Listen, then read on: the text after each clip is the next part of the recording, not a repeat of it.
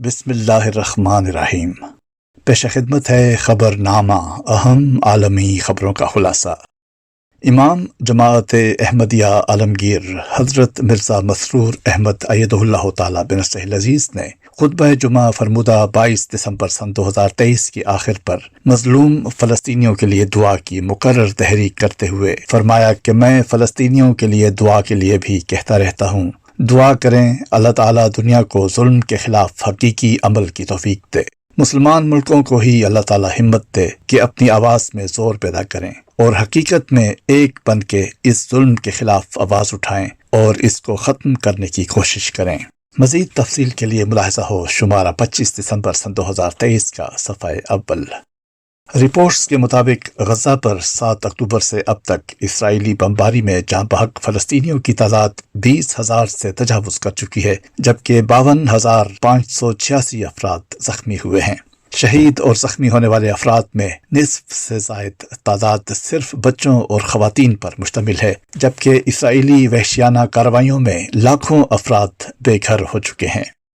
Amnesty international نے کہا ہے کہ غزہ میں جنگ بندی کی چابی امریکہ کے پاس ہے۔ اپنے بیان میں ایمنسٹی انٹرنیشنل کا کہنا تھا کہ غزہ میں جاری قتل عام اور عالمی قانون کی خلاف ورزیاں صرف امریکہ روک سکتا ہے۔ سلامتی کونسل کی غزہ میں امداد کی قرارداد مشکلات کے سمندر میں قطرے کے برابر ہے۔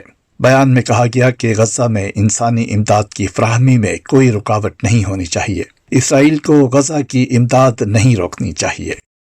اقوام متحدہ کے سیکریٹری جنرل انتونیو گوتریس نے کہا ہے کہ غزہ میں صرف 75 روز میں اقوام متحدہ کے 136 کارکنان مارے گئے۔ UN کی تاریخ میں ایسا کبھی نہیں دیکھا گیا۔ غزہ میں بہت سے سٹاف ارکان کو گھروں سے جبری انخلاء پر مجبور کیا گیا۔ غزہ میں شہریوں کے لیے اپنی جان خطرے میں ڈالنے والے ورکرز کو خراج تحسین پیش کرتے ہیں۔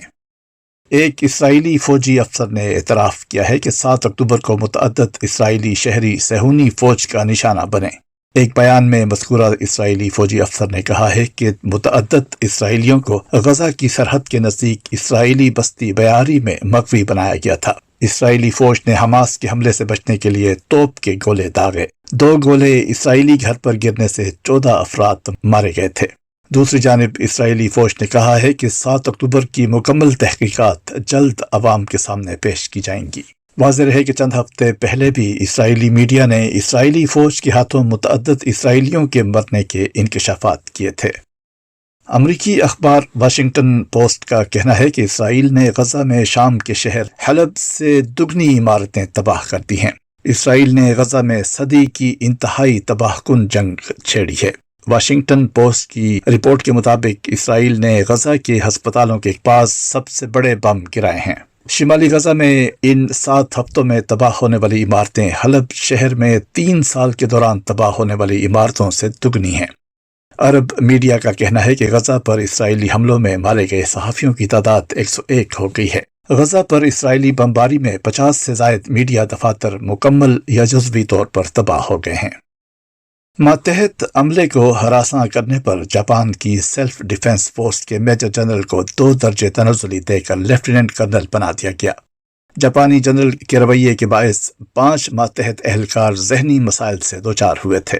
میڈیا کی رپورٹس کے مطابق جاپانی سیلف ڈیفنس فورسز میں طاقت اور جنسی ہراسانی کے کیسز کی وجہ سے 245 اہلکاروں کے خلاف کارروائیاں کی گئیں۔ گراؤنڈ سیلف ڈیفنس کے 166، میری ٹائم کے 36 اور ایئر ڈیفنس کے 26 اہلکاروں کے خلاف کارروائیاں کی گئیں۔ امریکی جنگی بحری جہاز نے بحیرہ احمر میں 4 ڈرونز تباہ کرنے کا دعویٰ کیا ہے۔ سینٹ کام کا کہنا ہے کہ حملہ آور ڈرون حوثیوں کے زیر کنٹرول علاقے سے بھیجے گئے۔ امریکہ نے کہا ہے کہ بھارتی جھنڈا بردار آئل ٹینکر سائی بابا پر ڈرون حملہ کیا گیا جس میں کوئی جانی نقصان نہیں ہوا۔ پینٹاگون نے بھارتی ساحل کے قریب کیمیکل ٹینکر پر حملے کا الزام ایران پر عائد کر دیا ہے۔ واضح ہے کہ پلوٹو کیمپ پر ڈرون حملے میں کوئی جانی نقصان نہیں ہوا تھا۔ بھارتی حکام کا کہنا تھا کہ جہاز سعودی عرب سے خام تیل لے کر بھارتی بندرگاہ آ رہا تھا۔ مسجد نبوی میں روضہ رسول صلی اللہ علیہ وسلم میں داخلہ سال میں 1 بار ممکن ہوگا۔ اجازت نامہ 1 سال میں صرف 1 بار جاری کیا جائے گا۔ سعودی وزارت حج و عمرہ کے مطابق دوسری بار داخلے کا اجازت نامہ 365 روز بعد ملے گا۔ وزارت حج و عمرہ نے کہا ہے کہ مسجد نبوی میں روزہ اطہر میں نماز کے لیے پیشگی اجازت نامہ حاصل کرنا ضروری ہے۔ اجازت نامہ صرف نسک یا توکلنا ایپ سے ممکن ہوگا۔ اجازت نامہ صرف انہیں جاری ہوگا جو کورونا وائرس سے متاثر نہ ہوں۔